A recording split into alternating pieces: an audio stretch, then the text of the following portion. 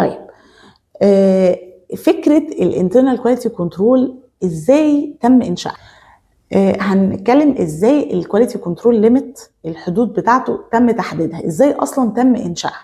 الكواليتي كنترول قائم على حاجتين اساسيتين، حاجه اسمها مين او التارجت فاليو، وحاجه اسمها ستاندرد ديفيشن. الستاندرد ديفيشن ده عباره عن ايه؟ الستاندرد ديفيشن ده هو بنقول عليه معيار التشتت او المسافه اللي هي ما بين المين وما بين حاجه اسمها السيجما.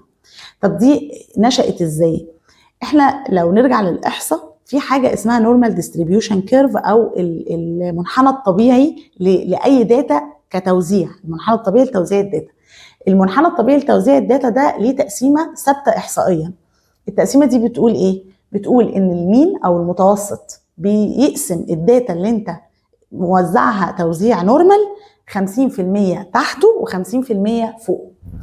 تاني حاجه في اشتراطات النورمال ديستريبيوشن كيرف ده ان اول ستاندرد ديفيشن بياخد حوالي 34% من الداتا، او خلينا نقول ان في داتا تمثل 68% محيطه بالمتوسط المين ده بمقدار تشتت 1 ستاندرد ديفيشن او معدل انحراف 1، نصهم